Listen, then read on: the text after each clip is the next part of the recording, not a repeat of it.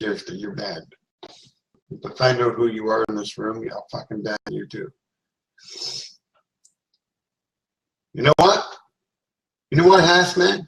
Everybody's saying, fuck your cheap ass Smirnoff. Fuck you and everything like that. You know what, Hassman? They fucking screwed it all up. No more. I'm not drinking any more hard stuff. That's it. I'm gonna fucking find that fucking lid. And they're gonna put it away.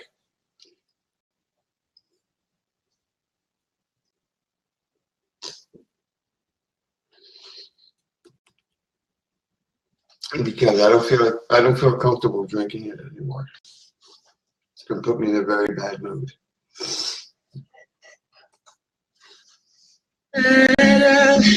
And he can, and any girl like you deserves a gentleman. Tell me why are we wasting time? I know you're wasting time when you should be with me instead. I know I can treat you better, better than he can,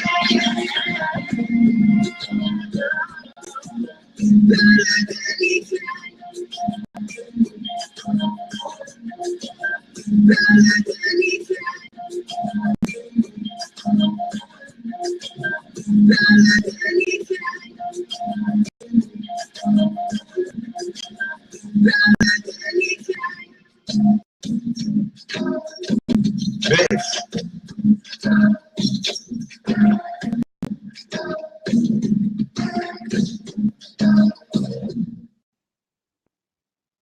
The Misk is the bitch.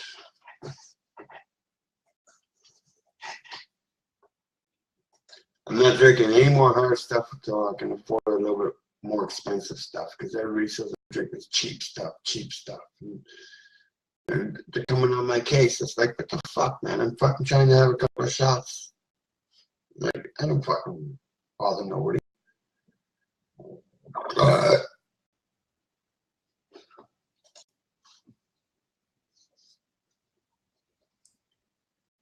Okay, you're banned.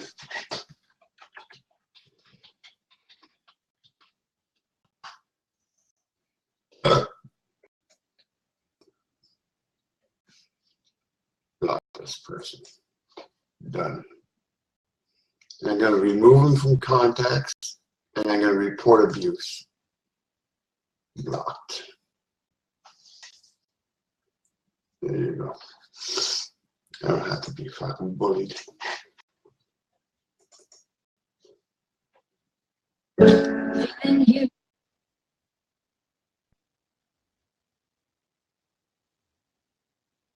Not you guys. I was talking to somebody on Skype.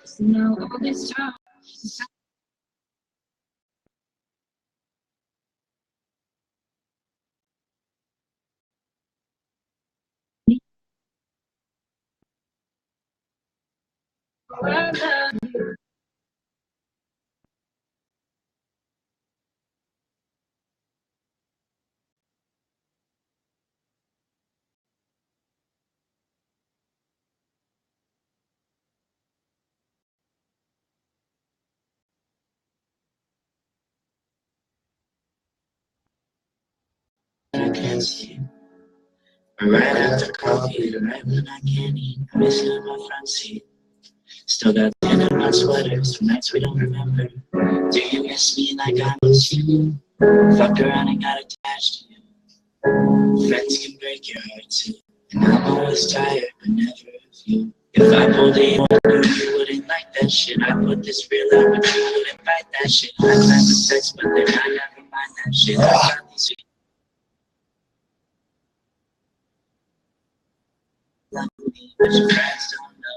If you want me, just say so. If I love you, I would never let me go.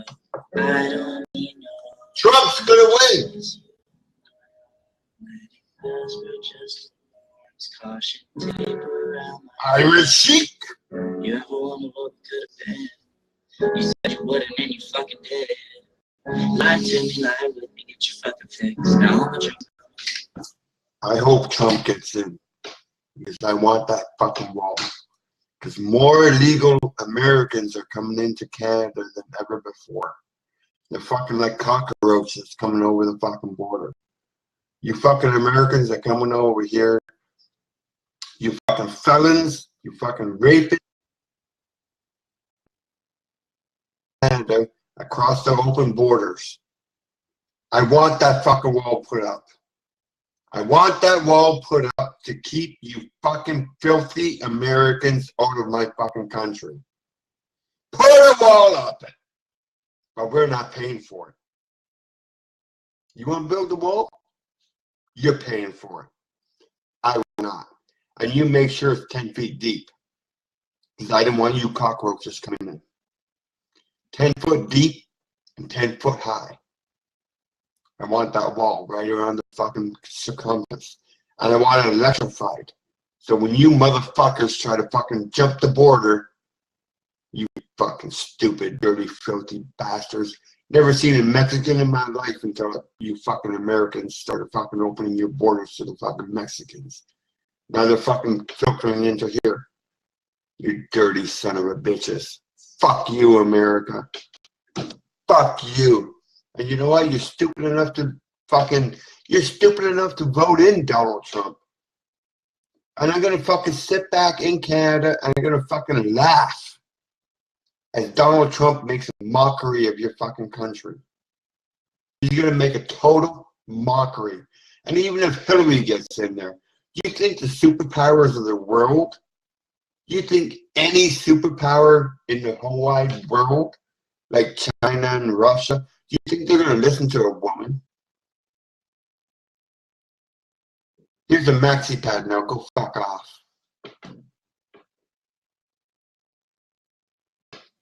Like, are you serious? America is not ready for a woman president. I'll tell you that right now. America is not ready for a woman president. So now you got an entertainer who thinks this whole fucking thing is Hollywood. All lights on him. Guy with a fucking ego like this. Somebody stands up to his ego, guess what? He's got the fucking code to the nuclear bombs. So you got the fucking worst of worst. You Americans are so freaking stupid when it comes to politics. I can't believe it. First you fucking you voted a black guy. What the hell is wrong with you freaking assholes? You voted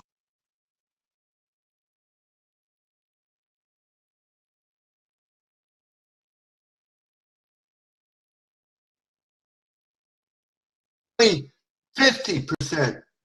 Some cases 110%. Depends on what state you're living in. And now you want to fucking replace him with another woman?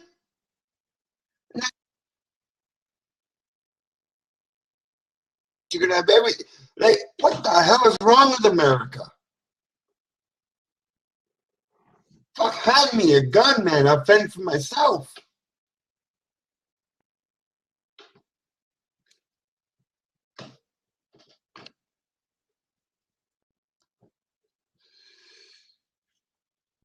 And you know what? You know what? I still don't believe. You know what? You know what? Donald Trump called him up. Donald Trump said that he was not American. But you know what? 8 years being the president of the United States, he can do a lot. He can alter a lot. Okay? And it took him 6 years to come out. 6 years to come out and prove that he was an American citizen. Do you know what he can do in 6 years to prove that he's an American citizen? Brainwashing you. The Democrats are brainwashing you. You fuckers voted for them. I bet you there's people in my room that voted for Hillary.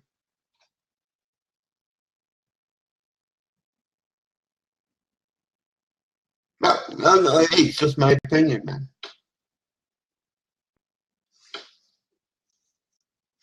Not Congress. Congress has their fucking nose so far. Congress is appointed by the president, is it not? Okay, because we have the Senate, and the Senate is appointed by the president, by the prime minister. Is it the same thing? Is it the same thing? I'm asking you a fucking question. Oh, Congress is elected. So you can have more Democrat Congress people than you can have Republicans, right? Okay, because over here we have senators, and senators are appointed by the prime minister. You get appointed.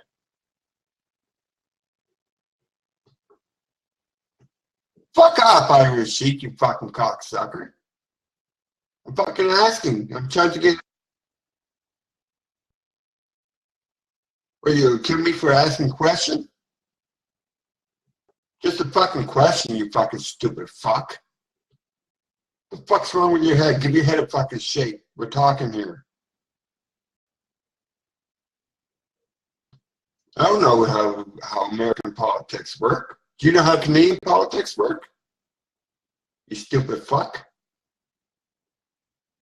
Yeah. Okay. How does the Parliament work? Describe the levels of Parliament. Come on, AK. Describe it. It's in a nutshell. It's very easy. One sentence.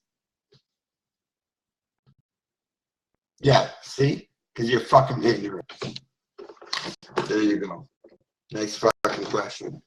I'm gonna fucking drink to that fucking ignorance. Unbelievable. Unfucking believable. How stupid American people are. And I bet you think I still live in a fucking Eskimo. Right? I still live in an igloo, and I have a couple of dogs pulling my sled.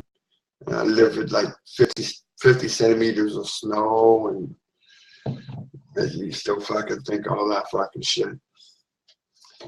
You're fucking ignorant as fuck. When it comes to Canada. Where's Joe anyway? I miss Joe Walsh. You're missing the fucking hard liquor cast. Hard liquor. Cheers, Chucks. I love you, buddy. Cheers, Irish Sheik. I love you too. Cheers, Egghead. I love you. Team Fox for life. I love you too. Mashing time. Fox Boss. I love you, buddy. Andres. I love you. Cheers, everybody. Thank you all for coming into my fucking room, man. It means a lot to me. And you guys know it. I might come hard at you guys. Doesn't mean I don't love you. Because I do fucking love you whether you like it or not. So take that shit and shove it right up your fucking ass. Now drink up. Ooh. Shot number 5.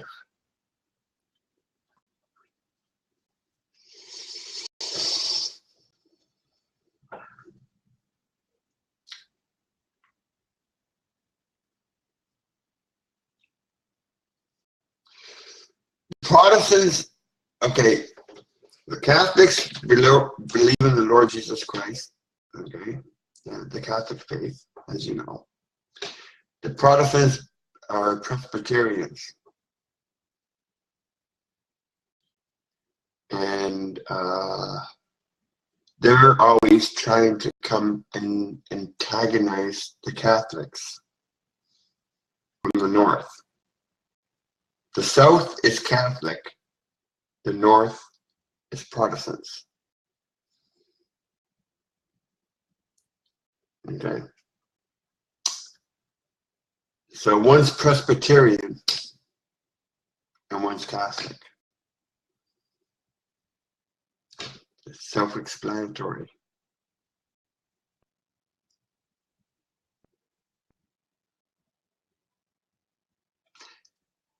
Because they're always trying to, they divided Ireland, okay? It was the Protestants' fault too, okay? Back in the 1800s, they divided Ireland. Okay, and they came at the Catholics.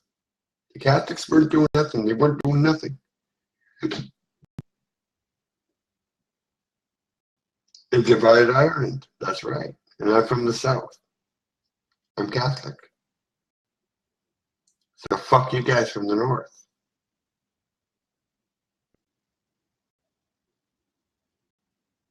I know, right?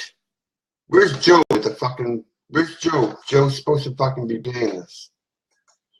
I gotta invite Joe again. Tell Joe I'm inviting him. For fuck's sakes. Every time, what did he go to sleep already? I told him to fucking lay off that weed. Joe went to sleep already.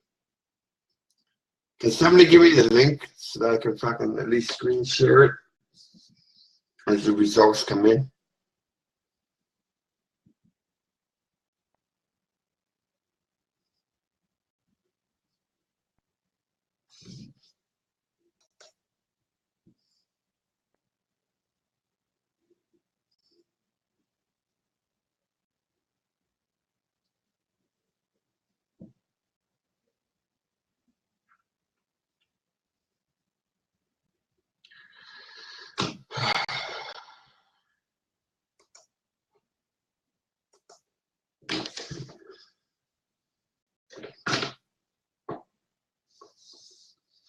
I won't wait till about 8 o'clock, 9 o'clock. That's when the results start really coming in. Right now, early lead is Trump.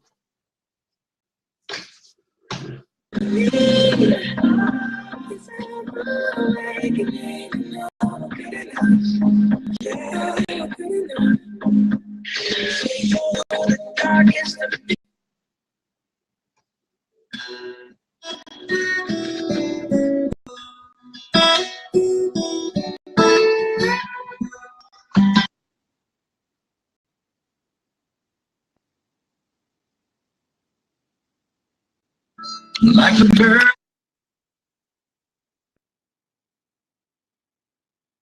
she broke his home. He spent his whole life trying to forget. We watched him drink his pain away, a little at a time, but he never could until night. He put that bottle to his head and pulled the trigger. He finally drank away her life is short, but this time it was bigger.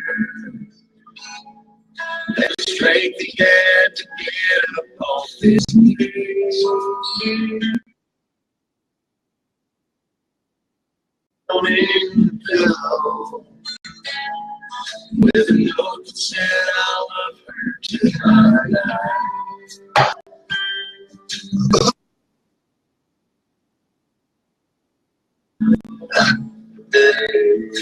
The angel sang whiskey all night.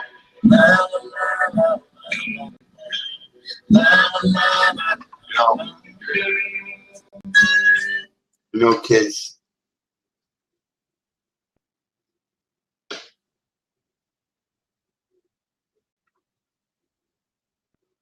Not getting stupid or anything.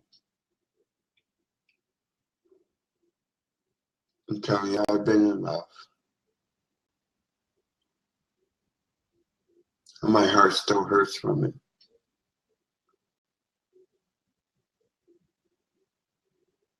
But I often think, like, I loved her, but she apparently didn't love me because she cheated on me, right? So, isn't love a two-way street?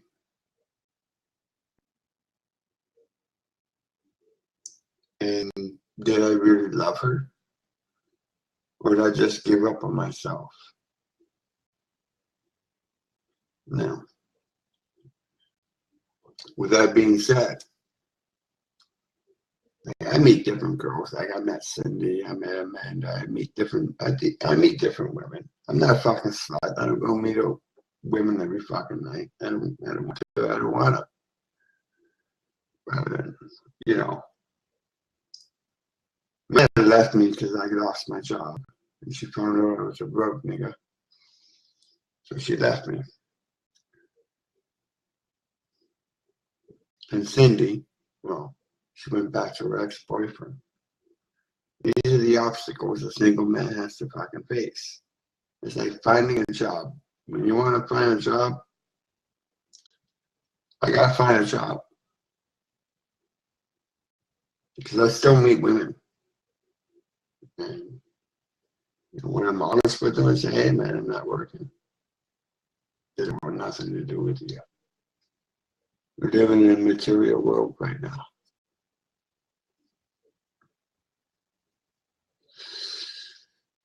Ooh, I got a nice warm fuzzy feeling going on inside. Oh yeah. You're ready to get me fucking drunk, ass, you fucker. Reminding me about the hard liquor. But that's okay. We'll listen to the song and chill out.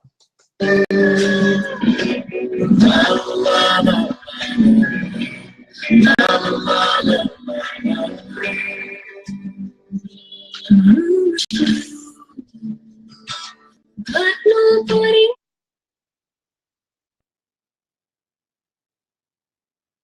hears me. She tried to hide the whiskey on her breath. She finally drank.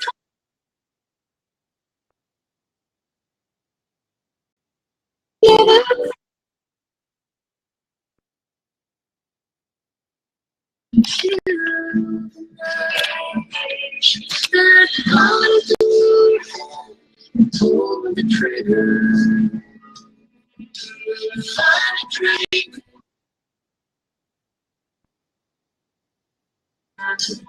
My face showed this time it was bigger than the strength she had to get.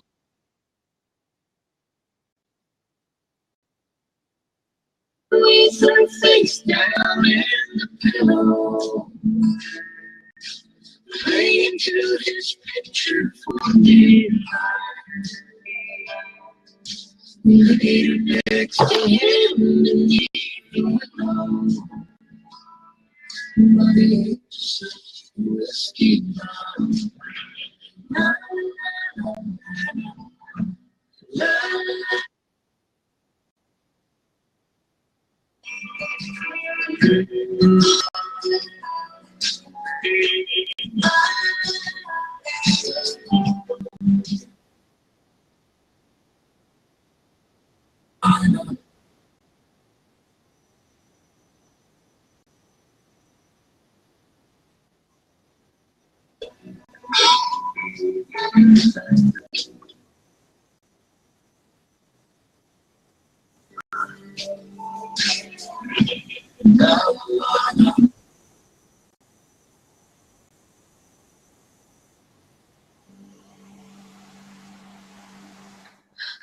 la, la, la, la.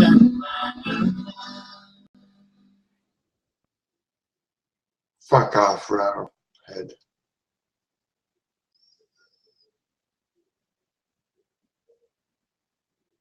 Fuck off. Let me see what you're fucking drinking.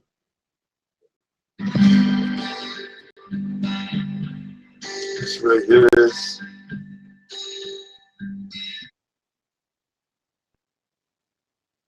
percent alcohol. Slow hell. Different girl every night at the hotel. I ain't seen the sun shining 3 damn days. Been fueling up on cocaine and whiskey. Wish I had. But I wonder if I'll ever change.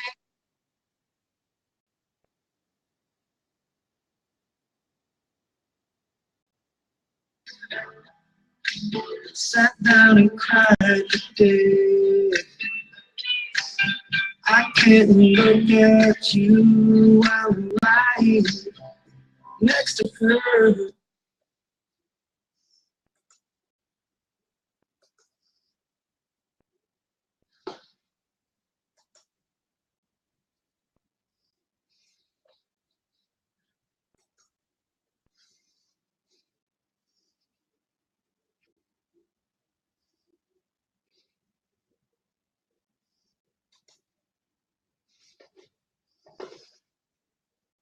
where Mitt Romney won them when he got more out into the rural areas. So we're going to look at these counties tonight. This was a key constituency. Nationally, Mitt Romney won this constituency by about 6 points. We know it's going to be a key battleground within the battleground, absolutely critical to Hillary Clinton's chances in places like Virginia, North Carolina, Pennsylvania, out in the Philadelphia suburbs. So it's one of the things we're going to watch. Let's turn this off now and come back and just look at the map as we go.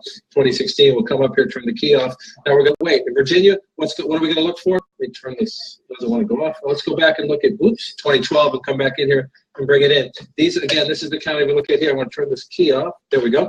So what are we going to look for here? Number one, the key for Donald Trump tonight, and this will be a good clue. We expect, if you believe the late polls, the Democrats are favored in Virginia. If it's a very close race, that tells us a lot. Number one, is Trump actually in play to win Virginia? That would be a big deal. Number two, even if he's not, how competitive is it? What we learned from Virginia in the 7 o'clock hour is going to help us really understand the night ahead, especially when it comes to North Carolina and we move down. And again, talked about this a little. Population, but he needs to run up the vote count out here in places like this, even if he loses Virginia, to offset close-in suburbs like this. It's been Pennsylvania. Every cycle they say we're going to finally get Pennsylvania, and they come up short. Georgia is one the Democrats think we're going to get it because their strength has been in the Sun Belt states. We're waiting for this to fill in next hour. Increasingly, in diverse states in the Sun Belt, Democrats are doing better. They keep maybe Arizona. They're going to make a run this time. Most Democrats think they'll come up short. So what are you going to look for in Georgia? Number one, you're going to look here. African-American turnout in the Atlanta area, some other areas. Let's go back in history and look at it. You see the blue areas here.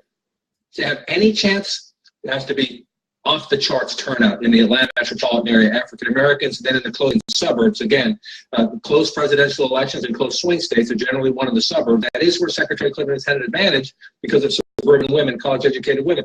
We'll watch as this one plays out. Again, I think Georgia is something that Democrats, they've seen some polls showing they're very close, so they've engaged the operation down there. But it's very hard for them to win that state. We'll watch it again. Sometimes Virginia and Georgia in the 7 o'clock hour, it's not even so much as winning. If Georgia's very competitive, Wolf, it tells us something about Secretary Clinton's in play. We're about to get some of our first big clues. We're about to get our first big clues. Indeed, Georgia and Virginia, Georgia State, as we've been pointing out, the Democrats have sought for a long time. They think they have a shot. Not all that optimistic. Virginia, they really, really need Virginia right now. Democratic vice presidential candidate. He is from Virginia. They think they have a very good shot. Let's get ready. And we have our first projections of the night. Take a look at this. Donald Trump, we project, will win in Kentucky with its 8 electoral votes. Donald Trump wins in Kentucky. Donald Trump also wins in Indiana with its 11 electoral votes, his running mate's home state. Both wins, Kentucky and Indiana for Donald Trump. We have more projections right now. We project that Hillary Clinton is the winner in Vermont. 3 electoral votes, Vermont. Hillary Clinton is the winner in Vermont, Bernie Sanders' home state. We have a key race alert right now. Too early to call in Georgia with its 16 electoral votes. We cannot make a projection yet. Too early to call in Virginia with its 13 electoral votes. We cannot make a projection yet. And too early to call in South Carolina right now. 9 electoral votes at stake. Too early to call in that state as well. Let's take a look at the electoral college count right now, the vote, where it stands right now. You see Donald Trump takes a very early lead with 19 electoral votes. Hillary Clinton has 3. You need 270. You need 270 to win the presidency. You see the colors there on the map. The red states, those are states that go to Donald Trump. That blue state, Vermont, up in the northeast, that goes to Hillary Clinton. The yellow states, those are states we cannot yet make a projection. Too early to call right there. Let's go over to Jake. Jake, the action in Virginia and Georgia is going to be intense. Although I have to say, Virginia, really, of all the states on the map, Virginia is really the one that we're all keeping an eye on because Hillary Clinton and her team have not really factored Georgia in, and nor they've really gone in and made a play. Virginia, if they don't win Virginia, that's going to be a real problem for them. That is one of the states they are absolutely relying upon. So we're going to be watching the results out of Virginia all night very closely. I totally agree. I mean, just to add to that, on the flip, for some time, they're expecting to lose Virginia going into this, but they also say that in the past couple of election cycles, it has broken late. There's been a late surge for Republicans. Not enough, though. All right, let's go. David Chalian right now, who is our political editor, who's looking into exit polls. And David, what are you seeing out of Virginia and Georgia? We're taking a look first at Virginia at the quality in the candidates that voters were looking for. Now the polls have closed, we can look at how they're split.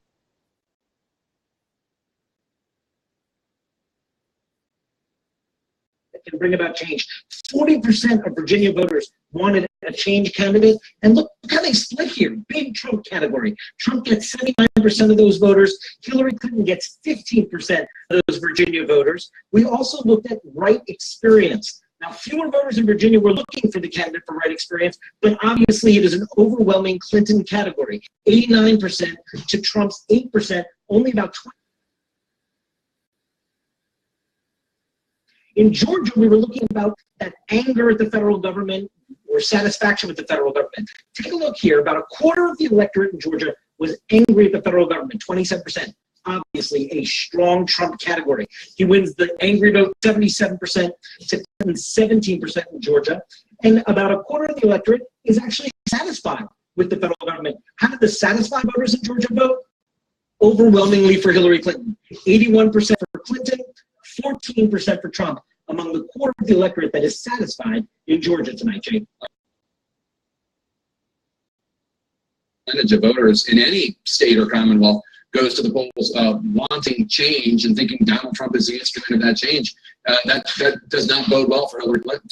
Even, Dana, if the Democrats don't win Georgia this time, 4 years from now, 8 years from now, given the demographic trends, they think they have a shot. It's certainly possible, especially given the numbers that David Chalian was showing us tonight about how it looks a little bit like, as we were talking about before, Virginia looked 1, 2, 3 cycles ago. This is a moment, though, that once we start getting his first projections, Jake, that everybody is going to be watching so closely to get trends for these other battleground states. That's right. I mean, the question is how many Latinos turn out, how many college-educated voters turn out, how big is the gender gap, what is the results in Virginia might be relevant to the results we see in North Carolina or even in Pennsylvania. Pennsylvania, your home state, all of a sudden, by all accounts, it's in play.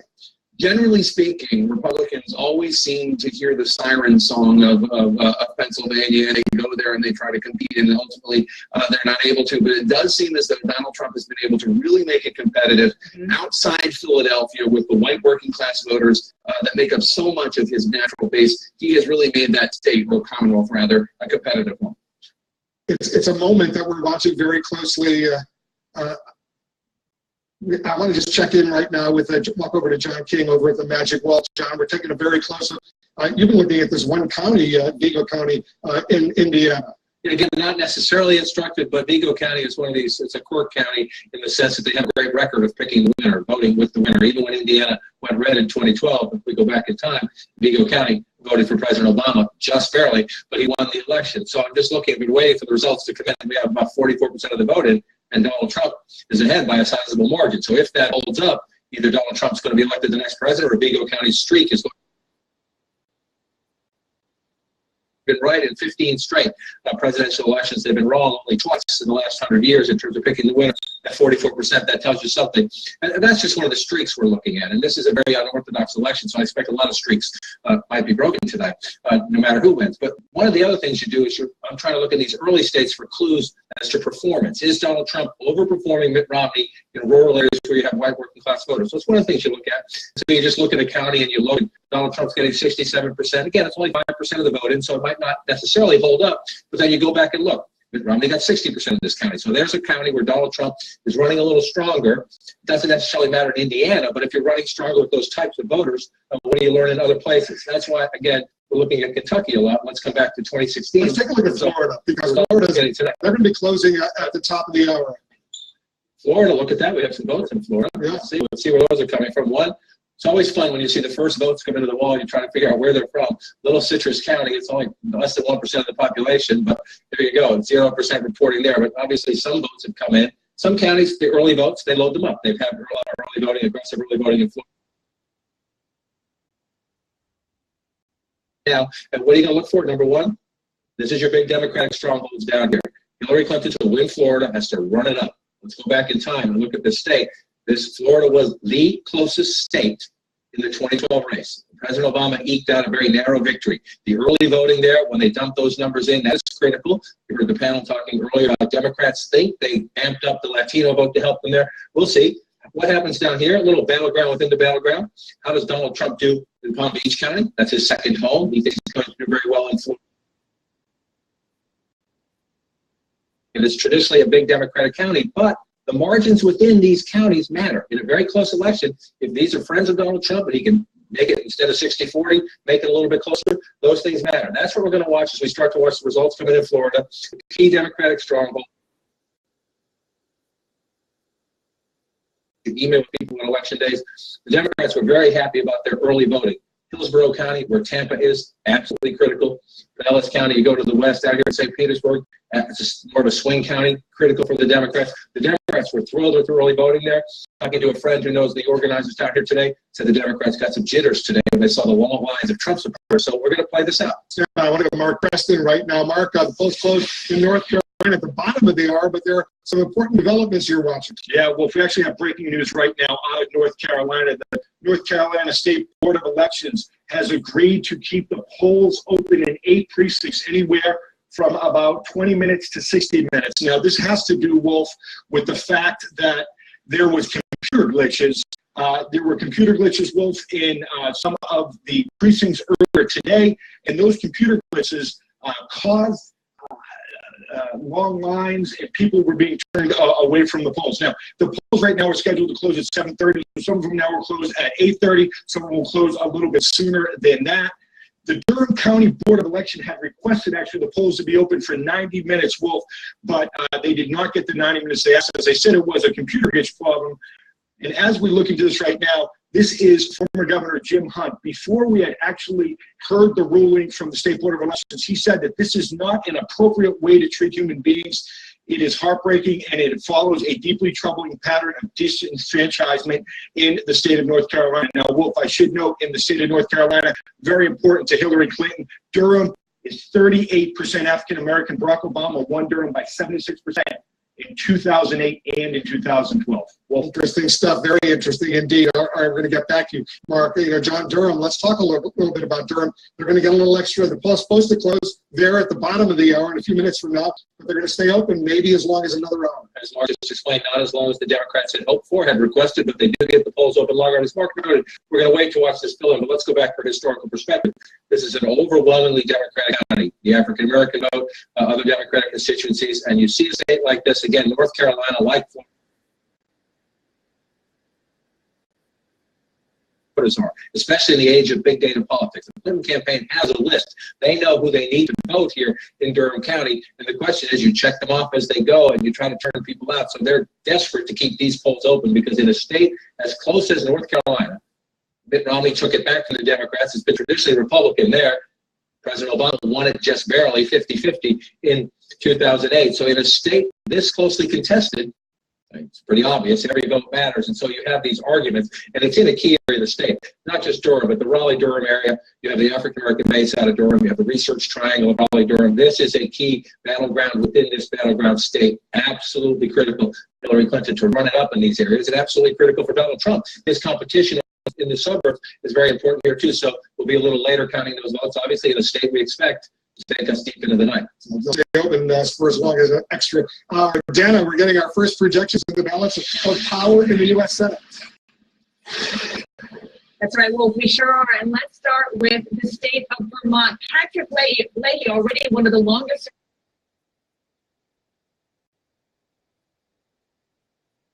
his Republican challenger, Scott Milne. Now let's go to the state of Kentucky. Rand Paul, people remember, he started out this campaign running for president, dropped out, then decided to run for re-election.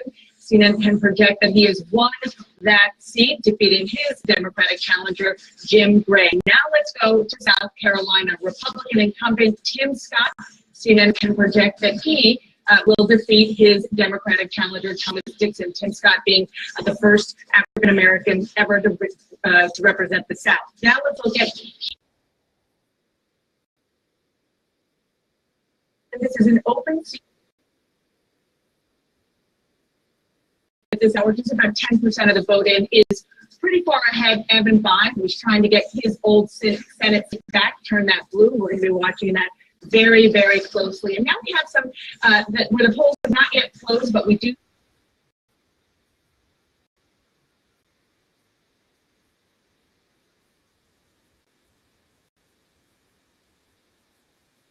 60,000 votes. We're going to watch that very, very closely. And then another marquee race. This could. The AI is trying to. Only 1% in there. This is one we're going to be watching incredibly closely all night long. So let's look at the balance of power at this hour.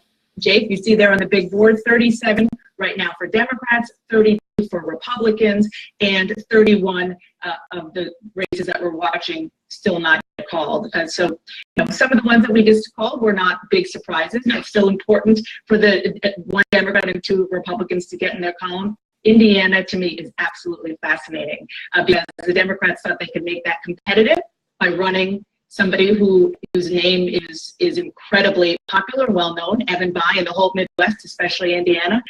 But it's unclear.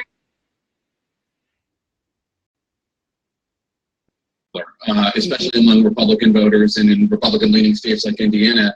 Evan Bayh, former governor, former senator, and then has done this state in Washington, D.C., done a lot of lobbying. They recruited him to run, promising him that he would be able to win. We'll see what happens. It looks like it's much tougher than he banked on. A lot tougher, and they thought he could win because his name has been sort of the political gold standard there, but maybe not in 2016. Not just his name, of course, his father, Birch Bayh, a popular senator as well. He's very well known in that state. We have a key race alert right now. I hear the results coming in from Florida. 2% of the vote is in so far. 58.5% for Donald Trump, 30.2% for Hillary Clinton. Trump has an early lead of some 63,000 votes over Hillary Clinton. Only 2% of the vote is in Florida. 20. The numbers coming in very, very early from the state of Virginia. Hillary Clinton has a very slight lead. Look how close it is, 49.5%, 45.5%. Hillary Clinton's lead, only 294 votes. Very, very early in Virginia, early in Florida. We're watching both of those key states right now. Let's go over to John King. The early votes in Florida. John, where are they coming in from? Mostly up here in the northern, the rural part of the Republican part of the state. Remember, let's just do this so you can get a sense. All of our votes are right up around these lines. We're going back in time and look. 2012 race, this is largely Republican area there in the middle. It's a very small percentage of the vote. The major population centers are around here. This is where the bet is if it gets close. If it's close in Florida, especially Orange County, growing Latino population here in the Orlando area. This is a big area of Democrats, 60-40. Watch, that's a place where Democrats say they're early voting with significant Latinos. But if we come back to look where we are right now, this doesn't tell us much, except these are conservative areas up here. You're up here, so you're looking here to see if Donald Trump could run up the numbers. Now, again, 0%. So these are just the first votes, 692 to 387, very early and preliminary. But one of the things you're going to watch in a state like this, again, the closest state in 2012, is how does it shape up when you go back and look. And right now, remember, Romney at 63, Trump at 62.2. He's running about, again, very early returns where Mitt Romney was. Obviously, he'd like to run a little stronger than that because President Obama just carried the state. But we'll watch that as we go through these small, relatively 0.1% of the population. So you're looking for early clues in rural turnout. That is key to Donald Trump, especially in a state like Florida, this northern part of the state, which is the more southern part of the state, if you will, bordering the southern states. This is the much more conservative part of the state, where Trump is campaigning on immigration, on Obamacare, on taxes and spending issues. This is much more important here. So we'll watch it. Early results, this doesn't tell us much, except for these early counties are filling in the way Donald Trump would want them to. Yeah, more Democratic counties out of the southern part of Florida. We're just minutes away from the next round of poll closings, including the battlegrounds of Ohio and North Carolina. North Carolina becoming even more crucial in the closing days of the presidential race. New results coming up right after a quick break.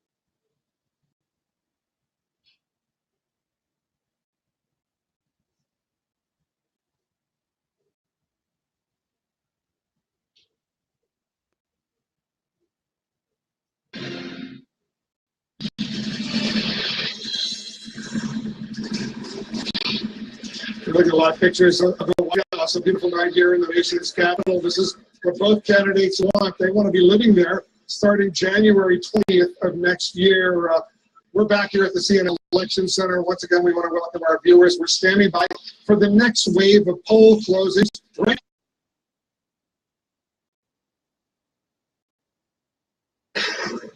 Your latest numbers coming in, the key battleground state of Florida. More numbers are 12% of the vote has now been counted. Donald Trump has a lead of 38,726. He's at 50%, 50.4% to Hillary Clinton, 47.1%. This could be at Florida, 29 electoral votes. All of the polls, by the way, to Florida will close at the top of the hour. These are the numbers coming in right now, just changed. Trump's lead has gone up to 61,604 over Hillary Clinton. In Virginia, another key battleground state, very early, only 1% of the vote is in. Trump has a 3,500 vote lead over Hillary Clinton, 13 electoral votes at stake in Virginia. In Georgia, also very, very early right now, only 1% of the vote is in. Trump's lead, 1,800 plus over Hillary Clinton, 73% to 25%. The three key battleground states, all of America and indeed the world, now waiting to learn who will be the next president of the United States. We're counting down to 7:30 p.m. Eastern, just minutes from now. That's when the polls close in the key battleground states of Ohio and North Carolina, two of the key races we're watching tonight. Polls are also closing in West Virginia. Together, those states account for 38 of the 270 electoral votes needed to win the White House. Jake, both campaigns have invested a lot of time and money in Ohio and North Carolina. Indeed, although Ohio and North Carolina are generally considered must-wins for Donald Trump. North Carolina is one of the top races to watch. It could be the decider in this election, and from what we're hearing, it could go down to the wire. We're keeping an eye on all the major battlegrounds this evening, including with our correspondents who are at the major candidates' headquarters in New York City. Jim Acosta is joining us now. He's covering the Trump campaign. And Jim, what are you learning?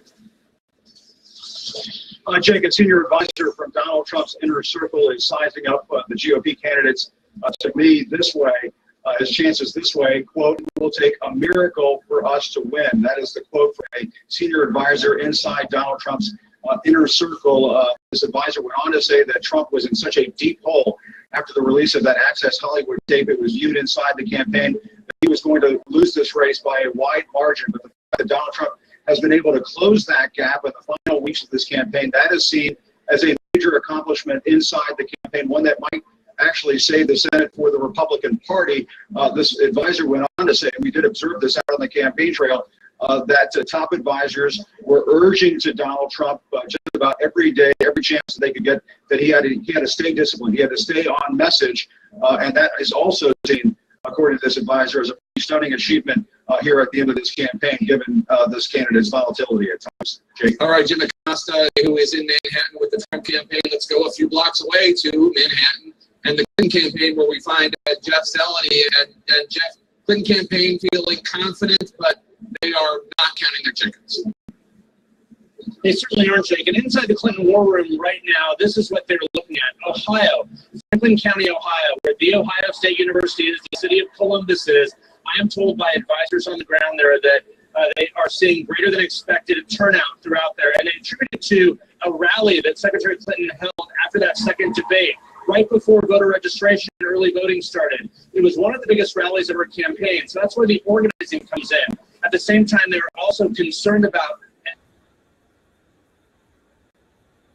where she had, from LeBron James to Jay-Z to Beyonce. So they were watching the areas of Cleveland as well. And in North Carolina tonight, Jake, where the poll is at 7:30, they are looking at these college towns, university towns as well. If they are to win in North Carolina, it will be because of a spike in turnout there. We saw Michelle Obama with Hillary Clinton on campus there. We saw President Obama going from campus to campus. That's what they are hoping for tonight, if they are to pull out a win in North Carolina.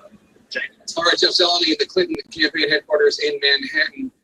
Let's go to Wolf Blitzer right now. We have a key race alert right now. All right, take a look. Hillary Clinton now takes the lead in the state of Florida, 30% of the vote is in, and she's got a significant 50,340 lead over Donald Trump. She's at 49.5%, Donald Trump at 47.7%. Remember, Florida. 29 electoral votes are at stake. All of a sudden, Hillary Clinton has a lead there. Well, John, I want to talk about all of a sudden a big chunk of votes came in, and she's doing well. A big chunk of votes from traditionally and very important Democratic areas. Miami-Dade, look at the results so far, 61% to 36%. That's a small basket of votes from Miami-Dade. We're still at 0% right there. So that's the first dump of early votes coming in from Miami-Dade. Just to compare this is one of the things we're going to do all night, especially in the state of Florida. If you look at it there, let's just go back and look, 62 to 38, that's running about the same. Very early votes running about the same. Significant little also, you were here a few minutes ago talking about Florida, and just after you left, Palm Beach County came in. Donald Trump has said he'll do well here, right? This is where Mar-a-Lago is, Donald Trump's second home. Well, at the moment, not so much. Again, we're very early. We have a long way to go in the count in Florida. And so when you see these early results, it's early votes being dumped in for the most part. Let's see where we go through the night. But that is exactly what Hillary Clinton needs to do. 61 to 37, when you look at that, you go back in time, 58 to 41. And so she, right now, in these very, very, very early results, Hillary Clinton running up the percentages that she needs in Florida to withstand what will happen up here. When this starts to fill it up across the northern part of the state, it's conservative. Another key area we're going to watch tonight is the Orlando area. This is an area of population growth, especially Latino population growth, 62% or 63% if you round it up to 34% right now. And again, very early. But let's just compare it to go back 4 years ago at 62 or 63. 59, President Obama, so she's overperforming a little bit in the early results. We'll watch it as we get through this. So you start to look at a big state like this fill in.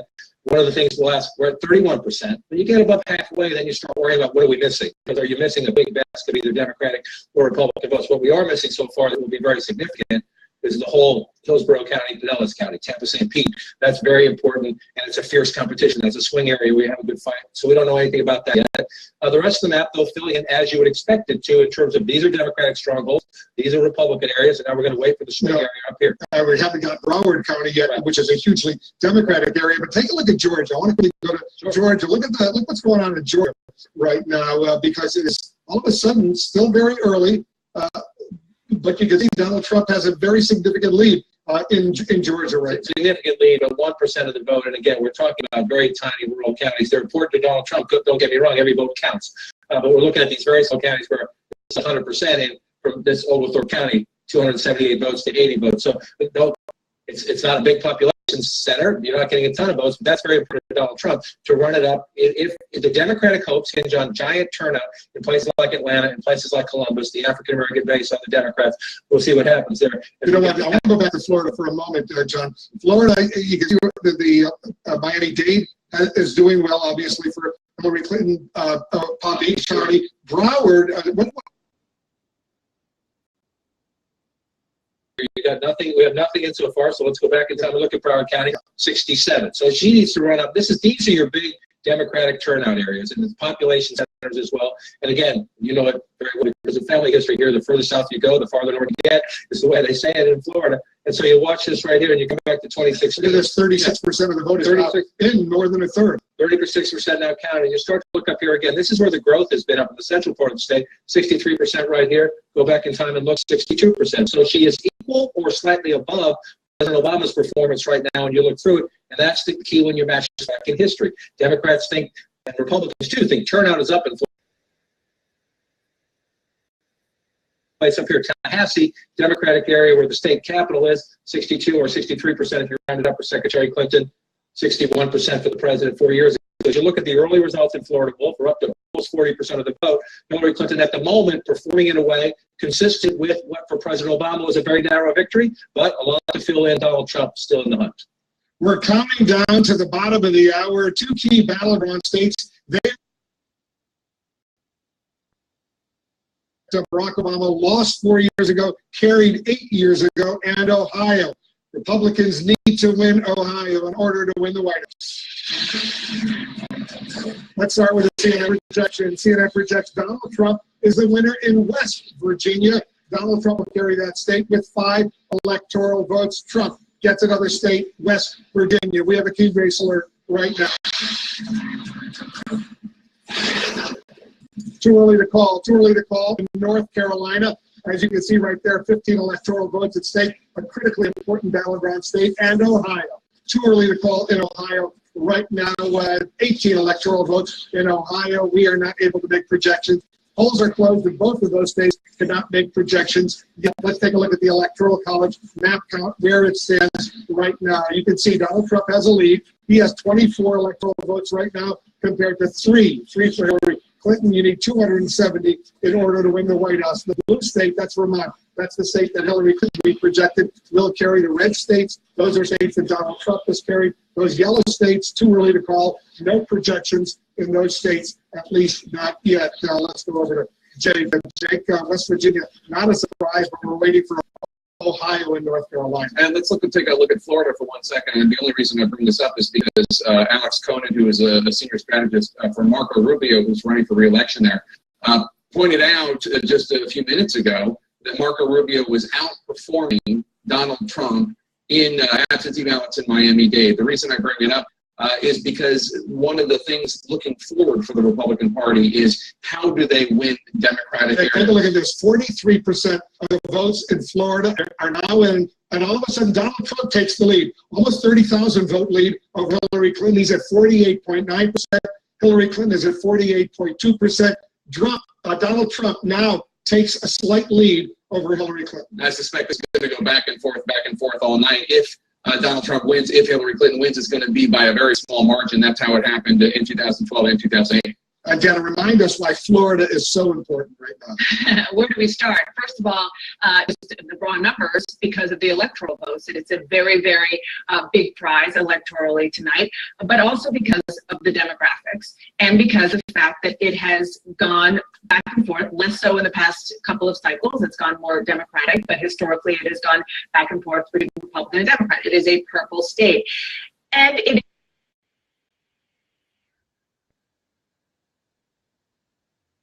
so much money, the most money of any state, for lots of reasons, primarily because it is so big and it is so diverse geographically, and it's expensive when it comes to media markets. So it is by far. He doesn't think that there is a path for him to the White House without winning Florida. We've talked about the fact that Donald Trump really needs to run the table when it comes to a whole bunch of these big, important battleground states. Hillary Clinton certainly needs a large chunk of them, but Donald Trump needs to run the table. It's hard to imagine a path to the White House for Donald Trump without the state of Florida. Let's go over to John Kay over at the Magic Wall. Take a closer look at Florida right now. Once again, John, 43% of the vote is in, and Trump has a slight lead over Hillary Clinton, 49.1%, 48.1%. And since you were here just a few minutes ago, this is what happened. You had some votes filling here in the north central part of the state here. You also had votes filling in down here. Sarasota County, Donald Trump had a rally here just the other day. In Sarasota County, he's winning 50.5%, 47%. But again, first I want to go back and just look at the presidential history. Mitt Romney wins county a little bit bigger. So we'll see. It's only the early results for Donald Trump. But to the point Jake just made, it's a very important debate because win or lose, the Republican Party is going to have a big debate after this election. And so let's look at what Jake was just talking about. Let's talk about Miami-Dade County, right? You see Donald Trump, remember the 36.5. So round Donald Trump up to 37% so far in Miami-Dade. Look at the Marco Rubio performance. 47%. So he's running 10 points ahead of Donald Trump in Miami-Dade. Let's come back up here and look at Orange County, where Orlando is. Again, a swing area of the state. This part here is Democratic. You go across the I-4 corridor, it swings back and forth. But there's Rubio just shy of 40%. Let's look at Donald Trump, 34%. So this is the debate that's going to happen within Florida and across the country tonight. People are going to look at how the Senate candidates run, how the governor candidates run, compare Donald Trump to Mitt Romney, compare Donald Trump to Republicans on the ballot, because we'll settle the presidential election tonight, we think, but the Republican Party is going to have this debate about who should lead it and what it should be about for a long time to come. Now, as we watch this, we're up to 45%. It's a pretty quick count so far, but that's mostly the early votes being reported. And so now we're going to wait for today's votes to be counted as well. And we went through this 4 years ago. We went to here, 50-49, 4 years ago. And it sure looks like it's on track to be in that same ballpark tonight as we get to 46% of the vote so far. Because in the northern part of the state, pretty much Republican. Southern part of the state, very often Democratic. In the east, the southwestern part of the state is a Republican area. This eastern part of the state, Broward, Miami-Dade, and Palm Beach County. This is your Democratic stronghold. Every election, it comes down to The Democrats run up the vote total in these bottom three southeast counties to offset. You're going to see a lot of red on this side of the state and up here across the top of the state. We have no results from Broward County yet. That's where Fort Lauderdale is. Right, nothing yet at all there. Again, if you go back 4 years ago, this is a very important county for the Democrats, 67 to 32. You want to run it up in these counties in the southeast part of the state. Again, Palm Beach, Broward, Miami-Dade. You want to run it up there to offset some of this as we go forward, as you come forward here. You see we're missing these ones here just to offset all this. If you go back in 2012 and look, a whole lot of red. If you come up this way, the Democrats up there said mostly here, but also right across in here. And we did get, if we come back, last time you were here, Hillsborough County is Tampa. Pinellas County is St. Pete. This is a swing. This is a swing area where the campaigns have had a fierce fight. This tells you a lot. This one county tells you a lot of how tough. You know what I want to do, John? Let's take a look at the United States, the national vote, as it's coming in right now. Let's take a look and see where Donald Trump is as opposed to Hillary Clinton. Take a look at this. Among the national vote, these are the votes that have already been counted. Trump is winning nationally, 52.7%, 44% for Hillary Clinton. He has 3,100,000. She has 2,600,000. Take a look at that. Well, we're going to go through this as we count. Look, we're only in this part of the country, and we all have very preliminary results. But one of the conversations tonight, and one of the conversations some political strategists have had, will we have something like 2000 again, where one candidate wins the popular vote and somebody else wins the electoral vote? If you're looking at the map now, Donald Trump is not winning all these states. He's just leading these. We have called some of them. We called Indiana, I believe, and Kentucky. But if you're looking at the map early in the night, just because it's shaded doesn't tell you who won, it tells you who's leading. These are live results. And as I'm talking, sometimes these results will change as we talk because live results are coming in. Let's look up at this state, another traditional battleground state that has been leaning more and more Democratic, but in Virginia at the moment, Donald Trump is leading, 54% to 41%. Most of the vote is coming in from Republican areas, so there's no surprise there. But here's one of the things we'll look at.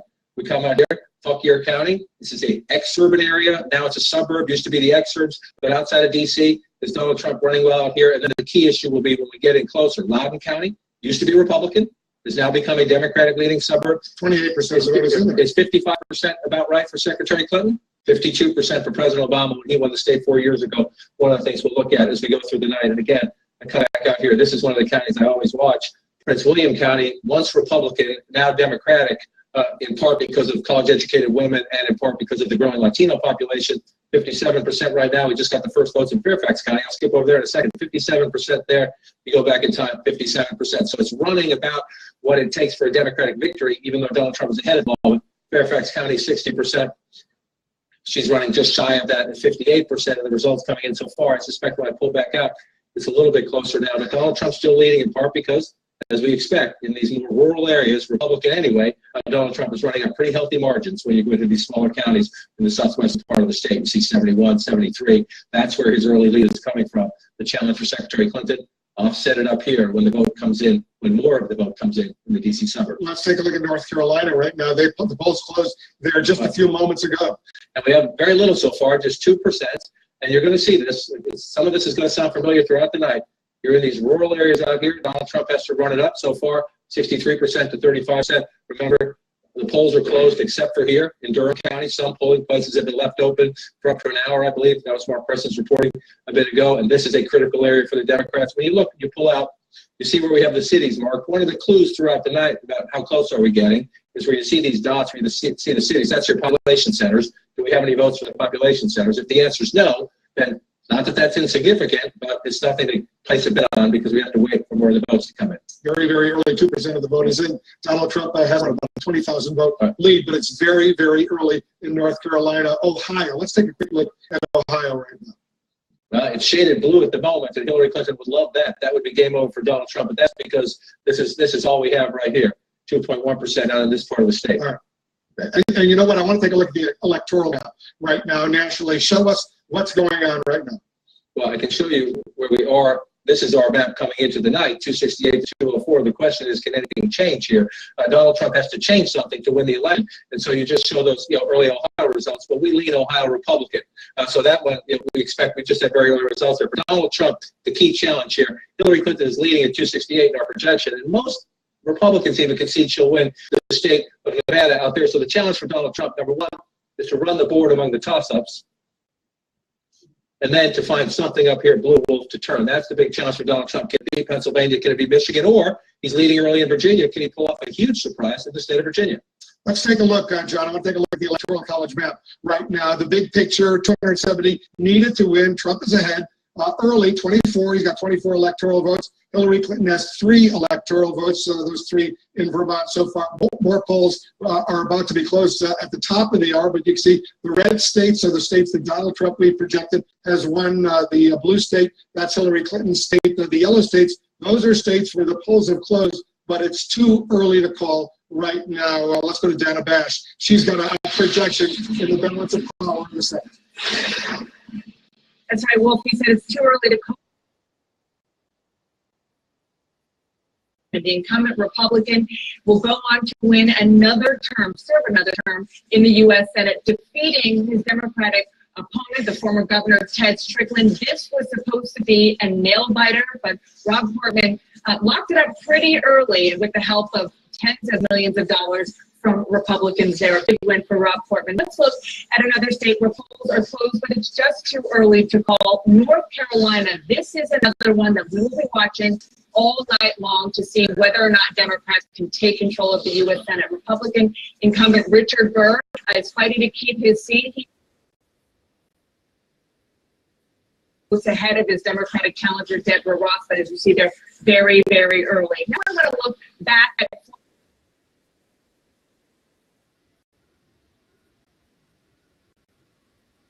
is pretty significantly against his Democratic challenger, Patrick Murphy. About half the vote in, and he is doing quite well there. Democrats pretty much gave up on that seat once Marco Rubio changed his mind and said he was going to run for re-election. Let's look at what all this means for the balance of power at this hour. Jake, look at the big board. Democrats right now have 37.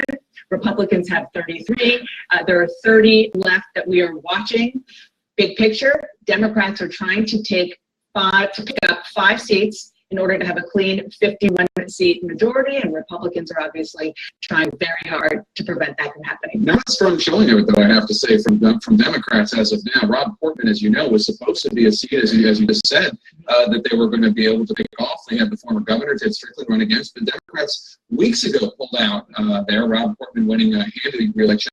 Interestingly enough, Rob Portman saying after that Access Hollywood tape came out that he would not support Donald Trump. He was going to write in Mike Pence. The voters there rewarded him with another term. And it is one of the themes that we've heard from Mitch McConnell, the now Senate Majority Leader, as he's trying to keep the seats in Republican hands. Candidates matter. You learned that lesson the hard way when Republicans didn't take control for 2 cycles where they should have because of Republican candidates who made some pretty big mistakes. Rob Portman has been a very, very good candidate and ran as somebody who understands the state, and it served him well. Marco Rubio, also a decent candidate. We'll see what happens with that race. We'll flip. Yeah, a lot of Republicans who don't like Trump, they're writing in all sorts of names in the course of this day. Let's get a key race alert right now. We got a lot of results coming in right now. Let's update you. First of all, more than half of the vote in Florida is now in 55%. Look at this. Donald Trump has a significant lead of 118,422 votes over Hillary Clinton, 49.7% to 47.4%. Florida, 29 electoral votes at stake. All the polls in Florida were closed at the top of the hour. In North Carolina, 10% of the vote is now in. Trump has a lead of more than 52,000 votes over Hillary Clinton, 54.5% to 43.3%. 15 electoral votes at stake in North Carolina. In New Hampshire, all of a sudden we're getting some votes in 337 vote lead for Hillary Clinton over Donald Trump in the state of New Hampshire with 4 electoral votes. We're counting down to another round of poll closings just moments from now. The mother of all races in Pennsylvania and New Hampshire. Stay with us.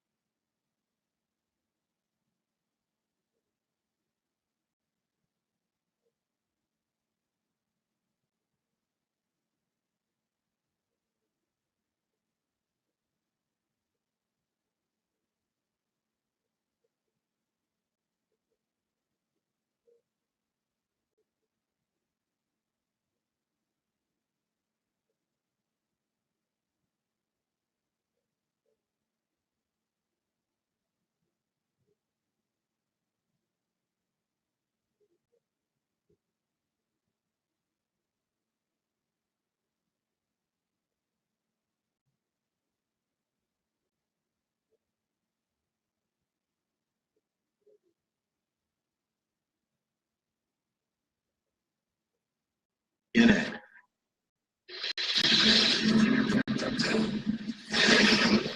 All right, look at this. We got a key race alert. Look at Florida right now. 65% of the vote is in. And all of a sudden, Hillary Clinton is taking the lead in the state of Florida. She's got a lead of 7%.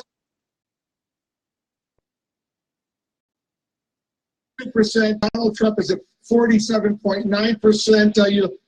Hillary Clinton is now ahead of Donald Trump in Florida with its 29 electoral votes.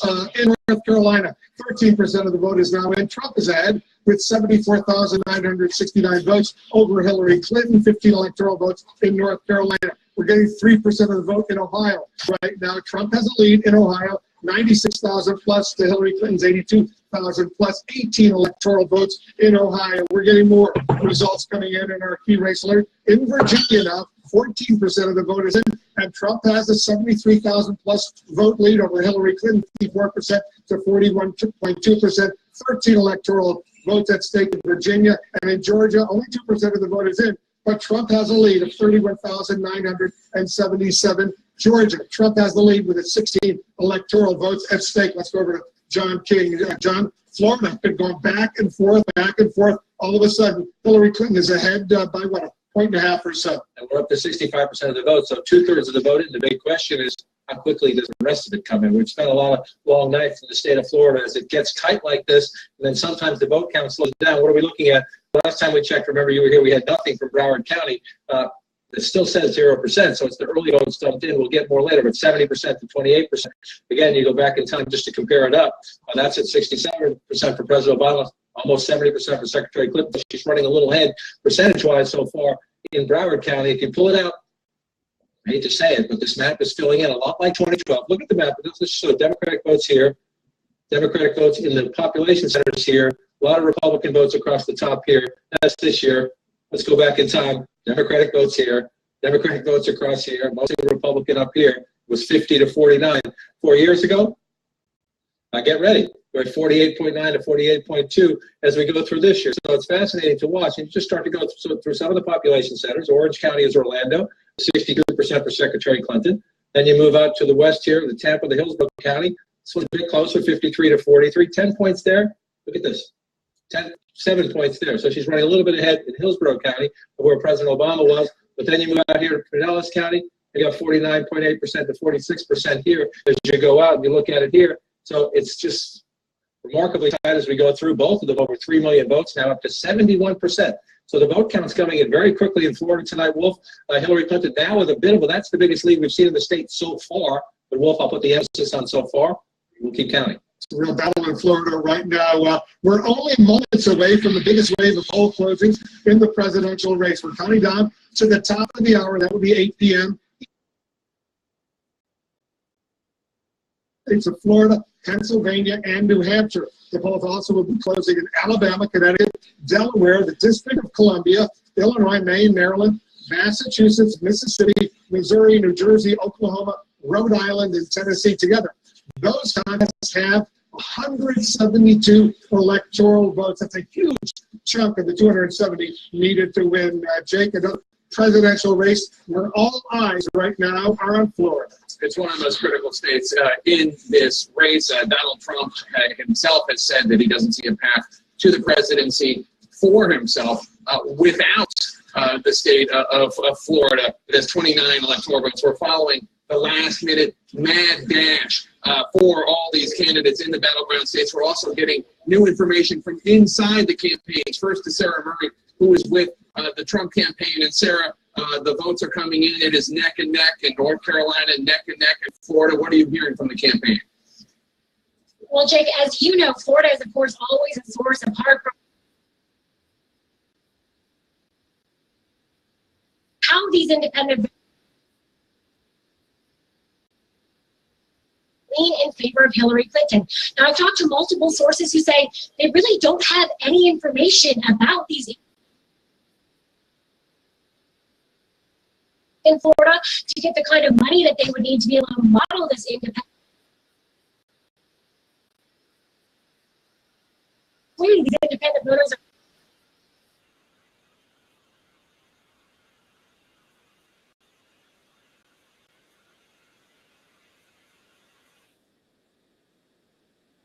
Democrats away at campaign headquarters. And Jeff, the Clinton campaign knows that they need Florida. They have been saying for quite some time that they feel better about Florida than they do about states such as North Carolina, states such as Ohio or Iowa. What are you hearing from the Clinton team? Jake, the number is 29. That is one of my favorite numbers, the most important numbers inside that Clinton boardroom here at the Javits Center. And the Clinton campaign is increasingly confident about Florida, the numbers that are coming in, and also what they've been seeing on the ground throughout the day. They point to some specific counties across the state. Orange County, Osceola County, Hillsborough County. They believe that they're outperforming Obama numbers, where he won the state narrowly. Also, Duval County. They say Donald Trump is not doing as well as Mitt Romney. This is the view of the Clinton campaign here. But Jake, the reason that Hillary Clinton visited Broward County, a key Democratic area, 3 times in 1 week, was to drive up that Democratic vote. They believe they've done it. One senior Clinton advisor I just talked to said that Hispanic numbers are rising through the roof. That's why we're waiting for them. Jake. All right, we'll see what actually happens. Let's go to Wolf Blitzer right now, who has a key race. We do have a key race alert. Hillary Clinton has now taken the lead in Florida and North Carolina. Let's take a look at Florida first. 72% of the vote in. That's a big chunk of the vote. Hillary Clinton is now ahead by an impressive almost 172,000 votes over Donald Trump, 49.9%, 47.3%, 29 electoral votes. All the polling in Florida closes at the top of the hour. But 72% is in. She's got 171,000 lead right now over Donald Trump. And look at this. In North Carolina,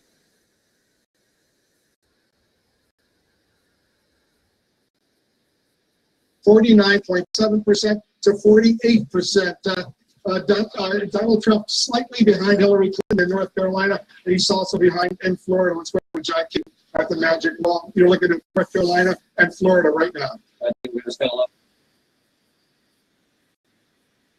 States matter too, but especially when you're looking at, does Donald Trump have a path, a comeback path to 270 electoral votes? Florida and North Carolina. He needs Florida.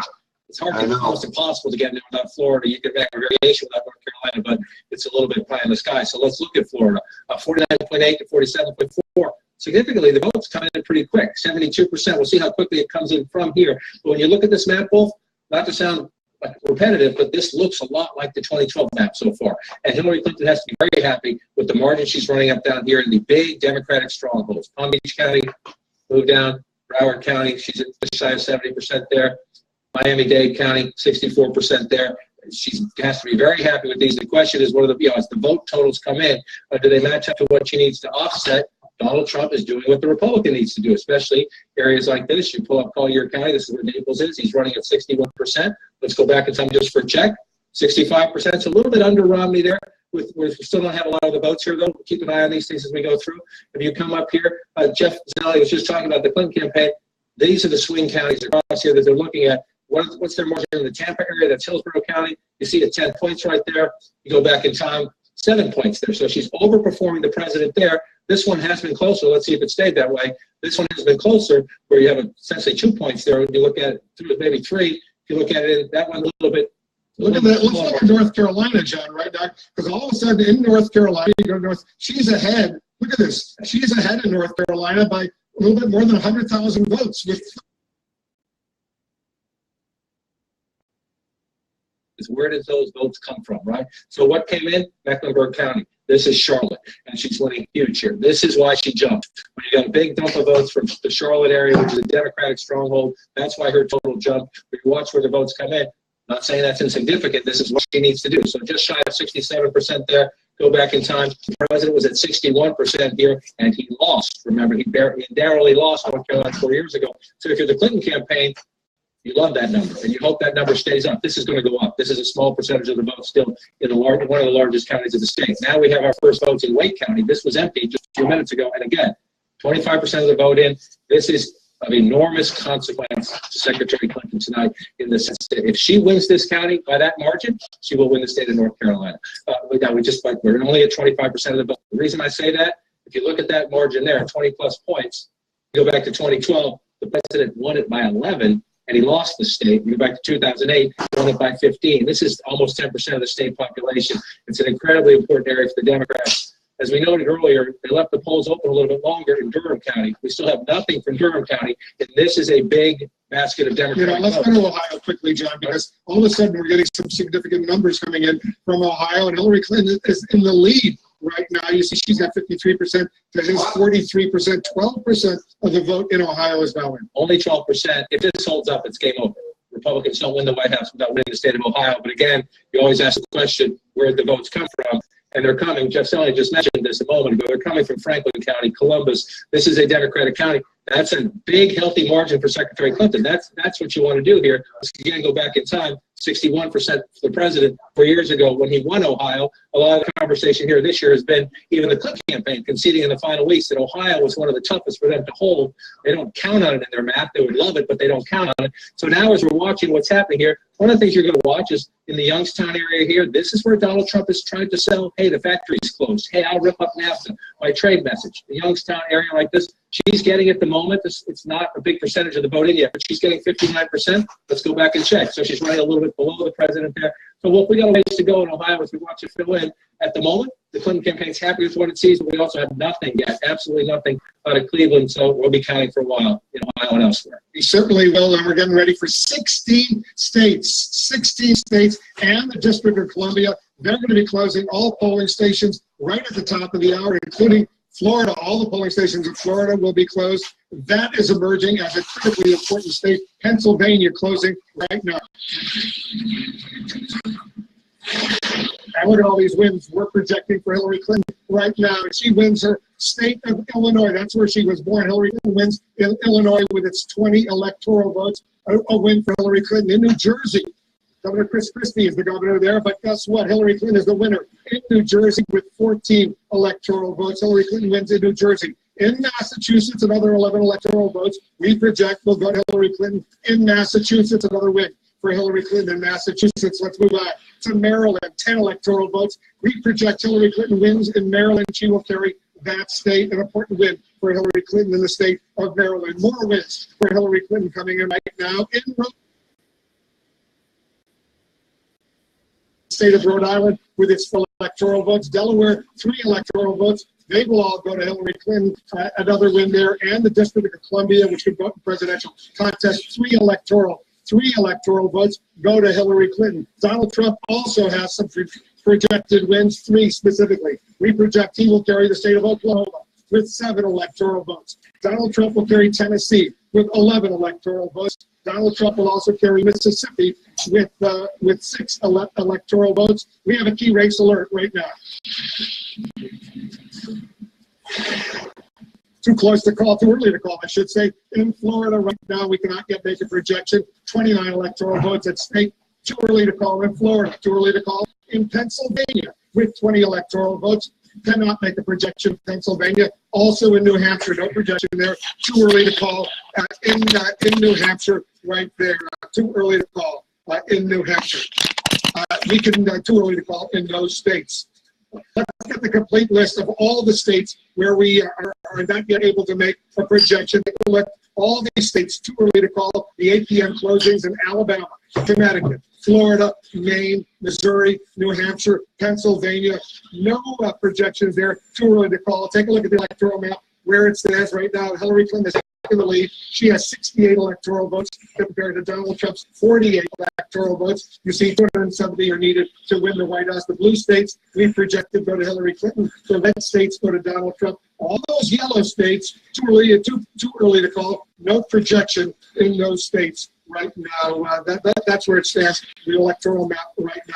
But Jake, these states like Florida and North Carolina and Pennsylvania and Ohio, they will decide presumably what's going on. Your take? Well, Pennsylvania, we still haven't heard anything out of Pennsylvania. North Carolina, as Democrats are talking about, they were telling Jeff Zeleny the other minute that when it comes to North Carolina, let me circle it here on the board, North Carolina, that they think it's going to go down to the wire, and that it could be they might not even have a call all night. And then, of course, we're looking at Florida, and that could be a race that's decided by 1 or 2 percentage points. And as we've been saying all night, the Trump campaign says, and the Republican National Committee says, there's really no path to presidency for Donald Trump without the state of Florida. And that's why Clinton and Trump have been spending so many days and so many millions of dollars in that state. One of the things that's most important, and John has been talking about this quite a bit, is not just southern Florida, which tends to be Democratic, especially on the southeast, or northern Florida, the Panhandle, which tends to be Republican,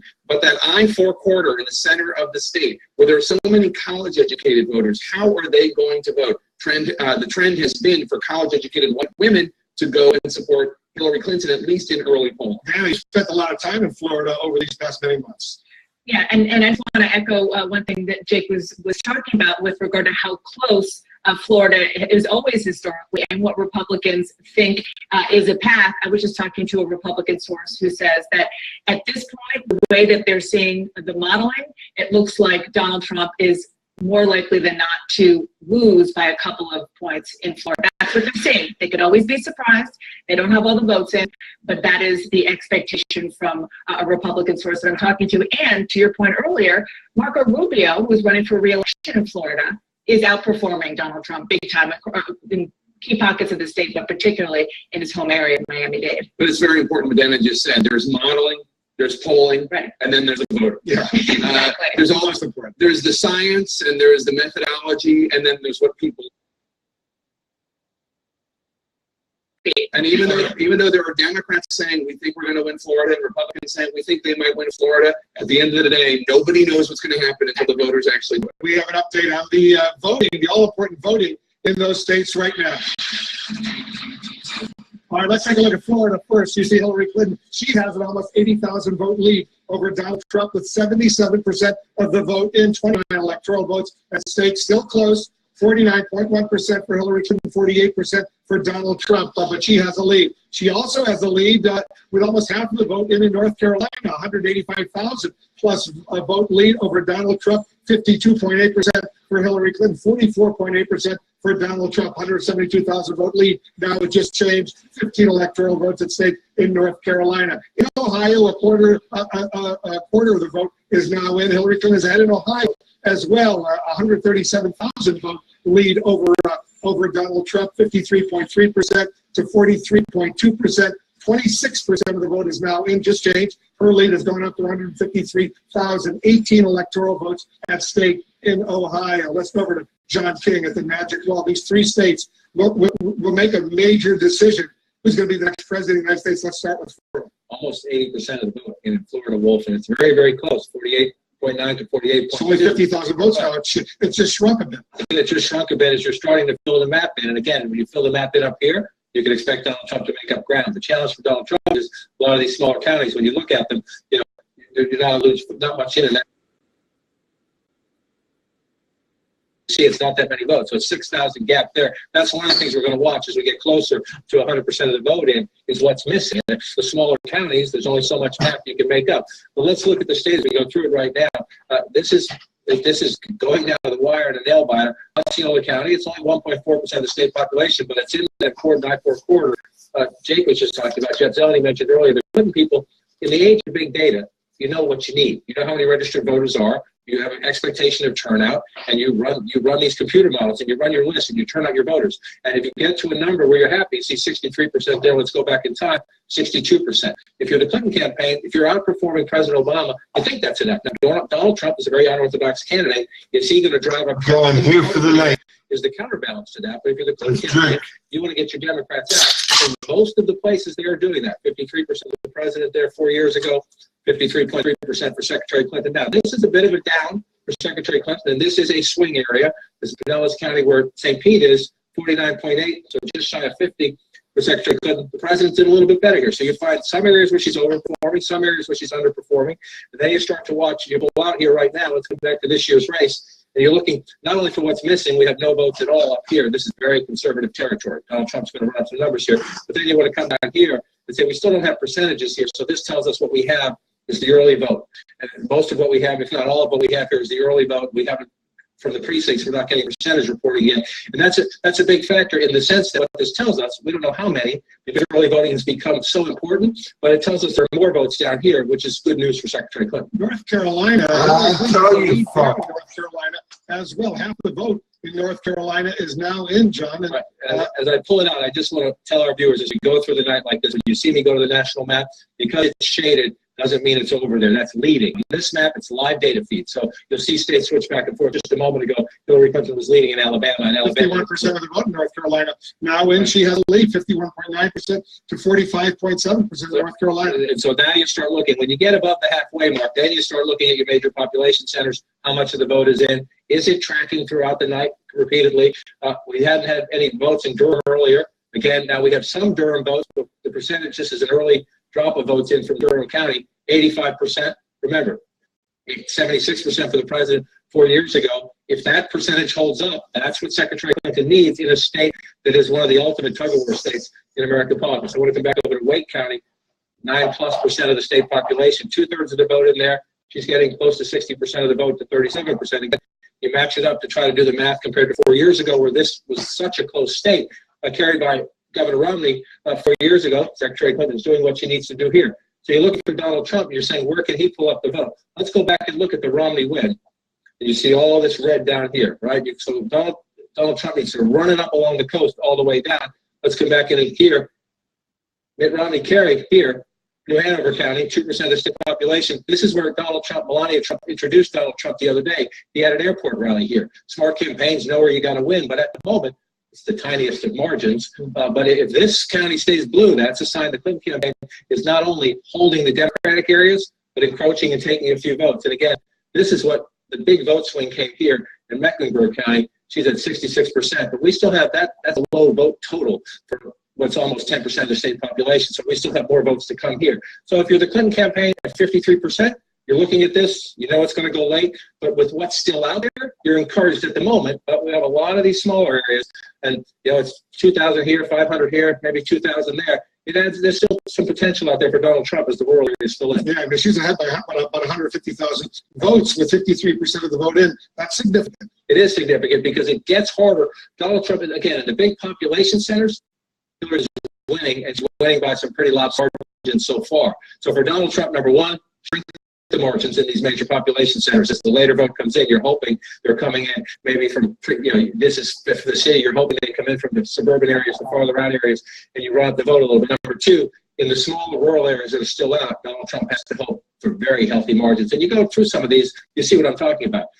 Only 5% of the vote in Stokes County, he's getting 73%. So, it's a couple thousand votes here. We have no votes over here yet.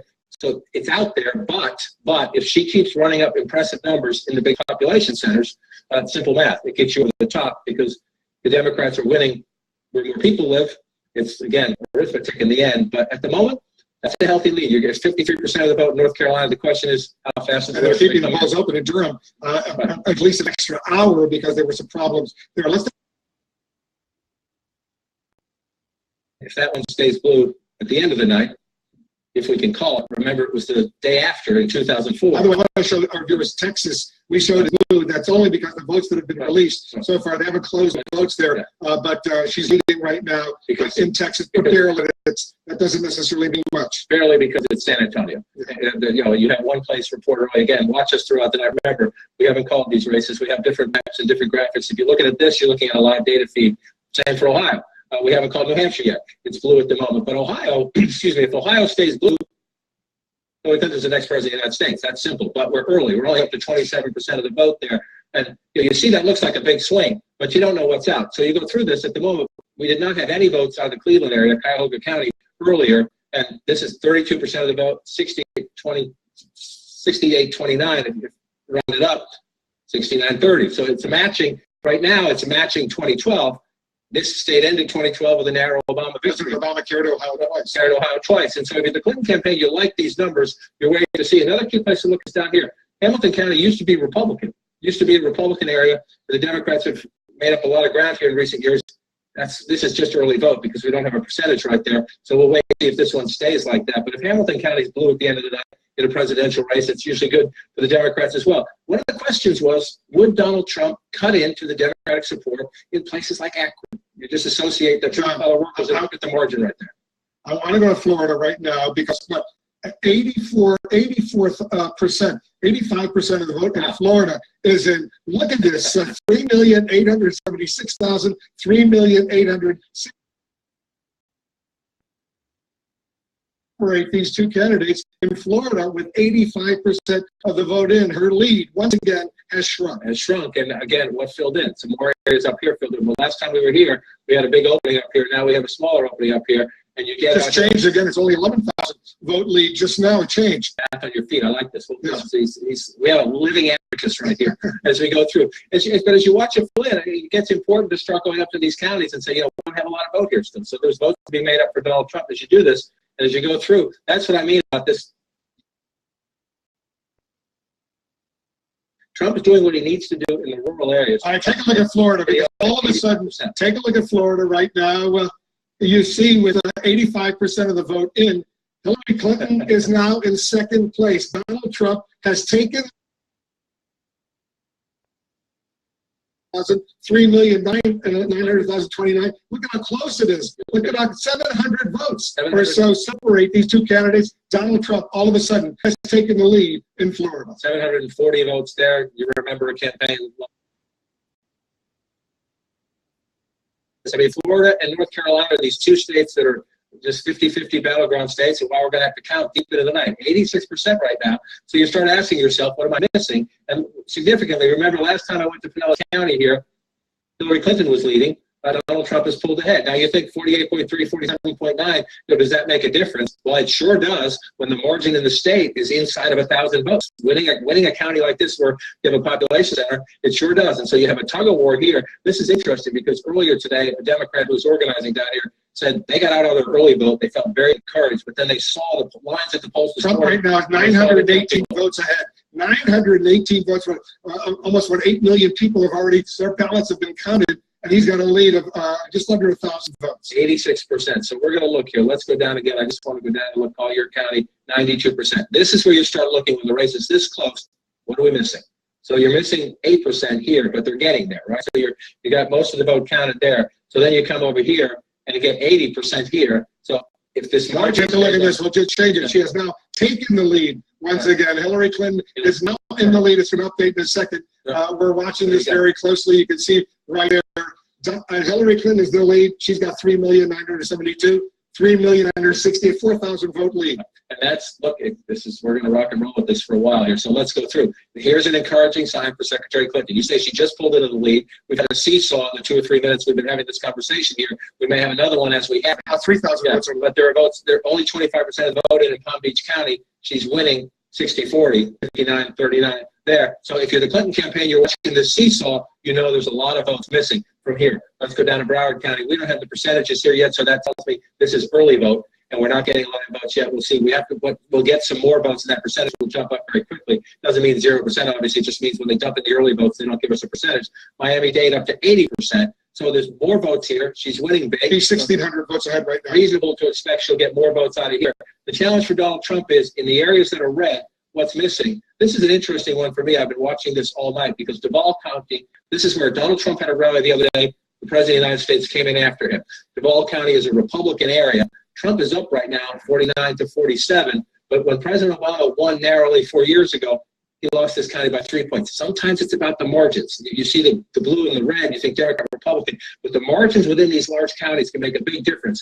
And President Obama came within 3 points in Duval County. They were happy with that 4 years ago because they knew they were going to get votes in Miami-Dade. So if Hillary Clinton is this close in Duval County, that's actually, she can lose this. If she's losing this county by that, she's fine with that. The question is, can she keep the margin from getting any bigger? And that's the math you start to get into when you get up to 87% like this and you are in a seesaw of less than 1,000 votes there. Stand by. We're watching Florida, North Carolina, Ohio, other battleground states. Throughout this election night in America, we're going to show you the results in a very unique way on one of the world's most famous landmarks, the Empire State Building in New York City. Take a look at our running tally of the electoral vote built with CA Technologies. Right now, Hillary Clinton has 48. This night is all about your vote. You're looking at pictures from many of the millions of Americans who already have made their choice for president. They've posted these photos on Instagram with the hashtag #MyVote. Right now, we're counting down to the next round of poll closings, including results from New York, the home base of both Hillary Clinton and Donald Trump. We'll have much more results right after the break.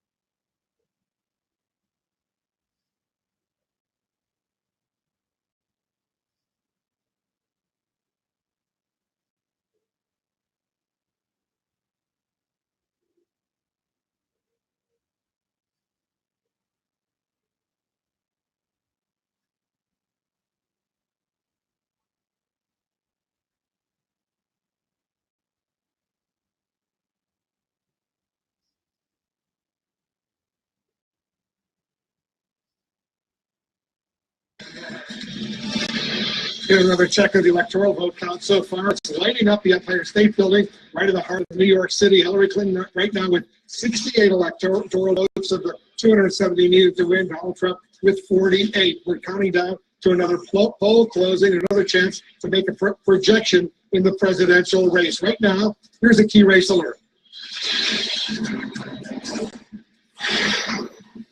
All right, take a look here at Florida. We'll start with Florida. 88% of the vote is in. Look at how close it is, 48.5% to 48.4%. Donald Trump has now taken the lead. Donald Trump is ahead of Hillary Clinton by 8,071 votes. 29 electoral votes are at stake. In Florida, 88% of the vote is in. Donald Trump has now taken an 8,000 plus vote lead. In North Carolina, more than half of the vote is in. Hillary Clinton maintains a steady lead, nearly 150,000 votes over Donald Trump, 51.7% to 45.8%. 15 electoral votes at stake in North Carolina. In Ohio, almost a third of the vote is in. Hillary Clinton maintains her lead of about 120,000 votes over Donald Trump. 18 electoral votes are at stake in Ohio right now. Let's take a look at the electoral map count as we know it right now. Take a look at this. You see Hillary Clinton with you need 270 to win the White House. Remember, the blue states, those are states we've projected that Hillary Clinton will win. The red states, those are states we've projected Donald Trump will win. You see all those yellow states over there? Those are states where it's too early to call. We have not yet been able to make a projection in those states. And you see all of those states, including Florida, where Donald Trump has just pulled ahead. Let's go and show the votes right now. Look at this. Florida, 88% of the vote is in. Donald Trump's lead has grown almost 14,000 over Hillary Clinton, 48.6% to 48.4%. Donald Trump has a slight lead over Hillary Clinton in Florida. And John, 88% of the vote is in, 12% outstanding. So this is a significant number right now. And again, this is going to be seesaw. It's a nail biter. Hang out for a while. Bruce Espresso. Just as we were earlier when you moved over there for a little bit, just going around and looking. And part of this is because Donald Trump started running up here in these counties, and there's still a lot of votes to be counted. These are the quick early vote deposits coming in, and Donald Trump running up by big margins up here in the conservative part of the state, which is exactly what he needs to do. Down here in the southwest corner of the state is Republican territory. 76% of the vote, and that's one of the things you start to get into when you get close to 88, 90% statewide. You're going county by county and saying what's left for Donald Trump to get and what's left for Hillary Clinton to get. Lee County just went to 100% as we were having this conversation. So it's a place where he's running up the score, but there's nothing more. And so that's when you get trying to get from 88 to 100. Now we're at 89%. If you're in the Clinton campaign, you're down a little bit right now, but here's what's encouraging to you. If you look at Palm Beach County, she's running it up quite big right here. Anything like that, there's a lot more math to be added in the Hillary Clinton column. Move down to Broward County, as we come in here in the middle, we still post a zero here. It's obviously not zero. We have a lot of votes in here. You get the early vote count released, and only when they start counting the live votes do we get a sense of what the percentage is. So we don't know. We assume there are more votes here, but we don't know the answer to that question. In Broward County, Miami-Dade, they're almost done, but there's 20% more in a major population center. So that's a big chunk of votes. If that margin stays the same, that this 20% comes in. Those three counties alone, Miami-Dade, Broward, Palm Beach County, they have more than 30% of the population of the entire state. That's right. You just go through right here and look. 7% in Palm Beach County, almost 10%, 9% there. So you're up to 16 plus. Miami-Dade 13 plus. So there you go. You're about 20%, 30%. I'm sorry, right there as you go. And they're big Democratic areas. And again, there's still some votes up. So you start looking at other areas. I looked up here a little bit. Discouraged in terms of Clinton has what she's going to get out of Orange County up here at 97% of the vote counted there. So as you go through matching up these counties, what's left to count? You come in here. Stand by for a second. I want to quickly go to Dana. You've got two major projections in the balance of power in the U.S. Senate. That's right. Well, the first Democratic pickup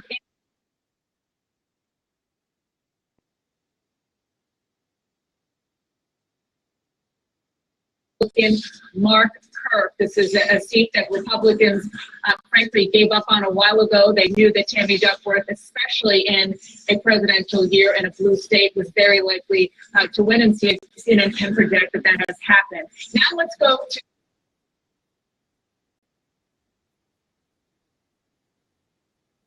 Marco Rubio will go on to win another term in the U.S. Senate, defeating his Democratic challenger, Patrick Murphy. This was not a seat that we were going to convince him to reconsider. He did, and now he looks like he will go on to win re-election. Now let's look at some other pickups other wins that CNN can project this evening. Richard Blumenthal,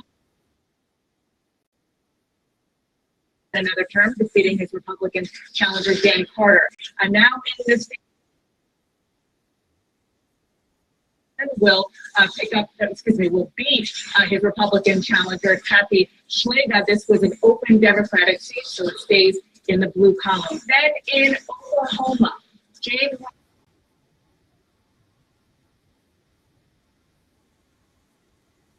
Democratic challenger Mike Workman. Now let's look at some of the key races that we're watching that will determine the balance of power. In New Hampshire, the polls have closed there within the last hour. The Democratic challenger right now is ahead of the incumbent Republican Maggie Hassan, just a little under 6,000 votes ahead of Kelly Ayotte, but not very many votes in, so we're going to be watching that closely. And then also North Carolina. Deborah Ross is the Democratic challenger. She has a she is hoping to unseat him, and Democrats are hoping that that will be another one in their column in their quest to take back the Senate. Now let's look at what all of this means, Jake, for the balance of power. At this hour, you see that on the big Democrat to call, but the big news during at this hour is the fact that Democrats have their very first pickup in the state of Illinois. So what that means is they would need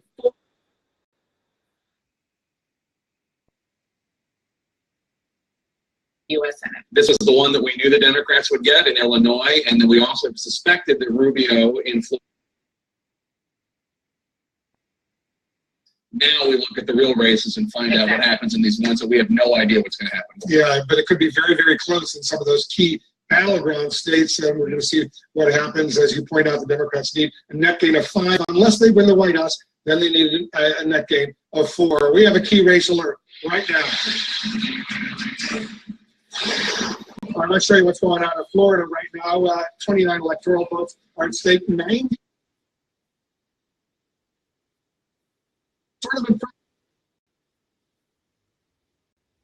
votes. Donald Trump has a lead over Hillary Clinton in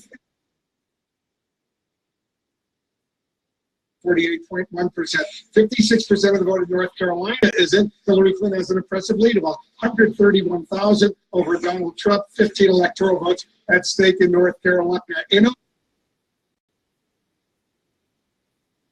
a lead of almost 100,000 votes over Donald Trump in Ohio. 18 electoral votes at stake in Ohio right now. We've got more. In Virginia, 45%, almost half of the vote is in. Donald Trump has an impressive lead over Hillary Clinton. In Virginia, 130,000 vote lead. In fact, over Hillary Clinton, 13 electoral votes are at stake in Virginia. More numbers coming in, more results coming in. 9% of the vote in Georgia is in. Donald Trump has an impressive lead of 169,000 plus over Hillary Clinton. In New Hampshire, only 7% of the vote is in. Hillary Clinton's lead is 5,700 over Donald Trump, 53% to 41.8%. Michigan, they're going to be closing the polls, but we got some numbers so far. Hillary Clinton has a 20,000 vote lead over Donald Trump. 6% of the vote is in Michigan, and in Texas, they'll be closing the polls soon, but 46% of the vote has been released. Hillary Clinton, look at this, has a 56,000 vote lead over Donald Trump with almost half of the vote in Texas right now. There you see, right now. We have more projections to make right now. 2 more wins for Donald Trump. CNN projects Donald Trump will win the state of South Carolina with its 9 electoral votes. Another win for Donald